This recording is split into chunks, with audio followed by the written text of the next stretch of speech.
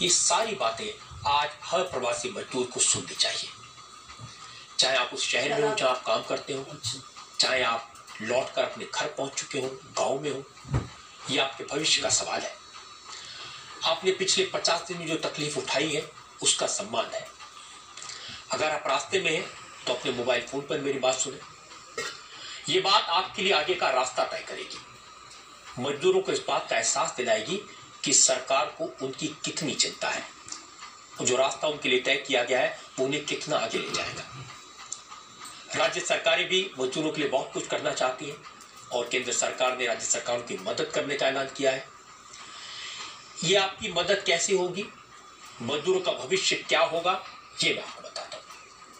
प्रवासी मजदूरों को 2 महीने के लिए मुफ्त अनाज दिया जाएगा। इसके लिए 3,500 करोड़ का फंड अलॉट किया गया है। पीएम आवास योजना के तहत प्रवासी मजदूरों को कम कीमत पर किराए का मकान दिलाया जाएगा। ये दूसरी बड़ी बात है। और तीसरा बड़ा फैसला ये कि one nation one ration card, यानी पूरे देश में एक राशन कार्ड चलेगा।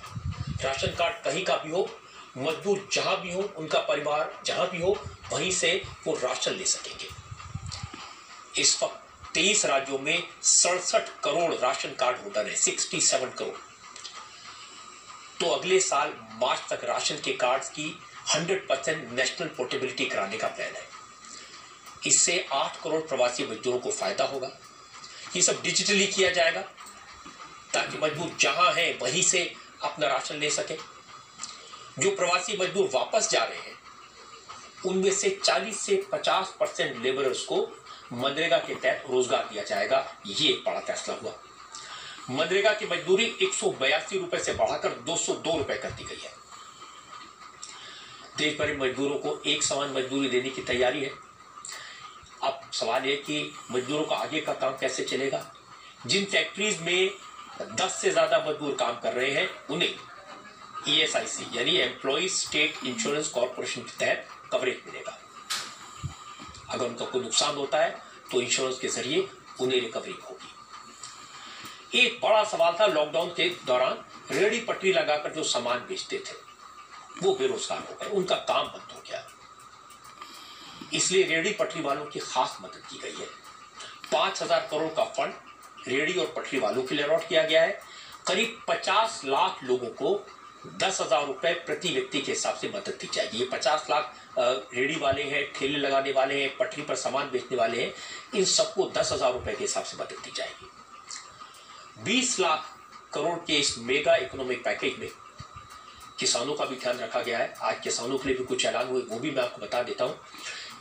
63 लाख किसानों को सस्ते दर पर कर्ज दिया गया है। 3 महीने में करीब 86,000 करोड़ का लोन बांट दिया गया है। नाबार्ड के जरिए सहकारी ग्रामीण बैंकों को करीब 30,000 करोड़ रुपए दिए गए हैं। इनमें से 3 करोड़ छोटे और मीडियम साइज के किसानों को फायदा होगा। 2.5 करोड़ नए किसानों को किसान क्रेडिट कार्ड दिया जाएगा। क्रेडिट कार्ड के जरिए 2 लाख करोड़ की मदद दी जाएगी। जो फिशरमैन है, मछुआरे और जो एनिमल हस्बेंड्री का काम करते हैं, पशु पालते हैं, उनको भी अब किसान क्रेडिट कार्ड मिलेगा। पिछले 50 दिन में मजदूरों ने बहुत नुकसान उठाया है। जिन फैक्ट्रियों में वो काम करते थे उनके मालिकों ने साथ छोड़ दिया।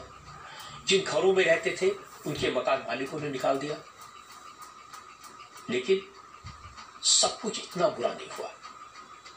आज जो पैकेज हमने सुना है इससे लगता है कि अब आने वाले दिन उनके लिए बेहतर हो सकते हैं। 8 करोड़ प्रवासी मजदूर हैं। पिछले 50 दिनों में इन सब के लिए 2 वक्त खाने का इंतजाम किया गया था और उसके लिए 11,000 करोड़ रुपए खर्च किए गए। जो लोग घर जाना चाहते थे उन्हें इंतजार तो करना पड़ा, तकलीफ तो उठानी पड़ी, लेकिन अब तक 800 से ज्यादा ट्रेन इन मजदूरों के लिए चल चुकी है। इन ट्रेनों और बसों को मिलाकर करीब 10 लाख मजदूरों को सुरक्षित उनके घर पर पहुंचा दिया गया है। अब कुछ दिन बाद कारखाने खुलेंगे, ठेले और रेहड़ी वाले फिर से अपना माल बेच सकेंगे, लेकिन ये धीरे धीरे होगा। काम तो शुरू होगा, लेकिन कैसे होगा इसके लिए कोरोना वायरस की जमीनी हकीकत को जानना भी जरूरी है। जब काम शुरू होगा तो और ज्यादा संभल कर रहने की जरूरत है और इसके बारे में मैंने एक्सपर्ट से बात की और एक्सपर्ट ने जो बताया वो मैं आपके साथ शेयर करना चाहता हूं। पहली बात तो ये कि कोरोना अभी कुछ महीनों तक हमारे आसपास रहने वाला है, कहीं जाने वाला नहीं है। दूसरी बात है कि 3 दिन बाद जब लॉकडाउन की पाबंदियां कम होंगी, दफ्तर खुलेंगे, कारखाने खुलेंगे, बसें चलेंगी, रेल चलेगी, हवाई जहाज उड़ेंगे, तो कोरोना का खतरा और बढ़ जाएगा। और तीसरी बात है कि मजदूरों का जो माइग्रेशन हो रहा है उसकी वजह से कोरोना भी ट्रैवल कर रहा है। इससे कोरोना के फैलने का खतरा बढ़ गया है। अब इस वक्त सवाल ये कि क्या सारे देश में खतरा उतना ही है? क्या देश को बंद रखा जाए, काम शुरू नहीं किए जाए? काम तो शुरू करना है। खतरा कहां है, कितना है, इसके बारे में मैंने एक्सपर्ट से बात की, डिटेल हासिल की, साइंटिस्ट से बात की, डॉक्टर से बात की, प्रशासन के अधिकारियों से बात की। तो एक बात मोटे तौर पर सामने आई, 5 राज्य ऐसे हैं जिनमें हालत ज्यादा खराब है। और सबसे पहला नंबर है महाराष्ट्र का। देश के कुल कोरोना पेशेंट की संख्या का करीब 33% अकेले महाराष्ट्र में है। यानी देश का हर तीसरा कोरोना पेशेंट महाराष्ट्र में है।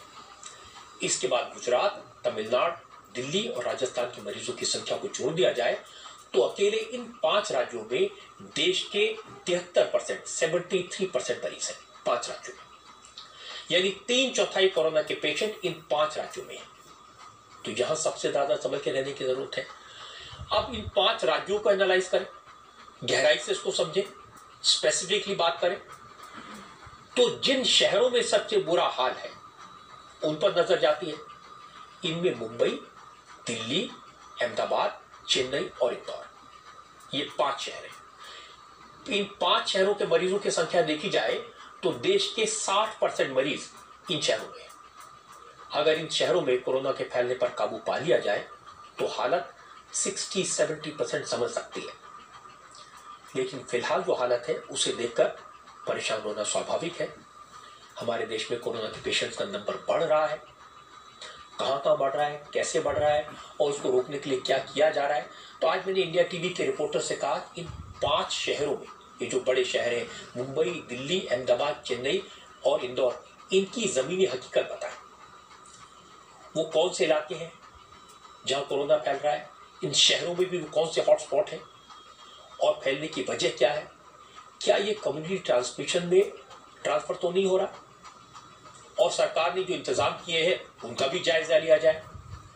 क्योंकि अगर इन 5 शहरों को समझ लिया जाए, इन 5 शहरों के उन इलाकों को संभाल लिया जाए जहां खतरा ज्यादा है, तो कोरोना पर काबू बेहतर तरीके से पाया जाएगा।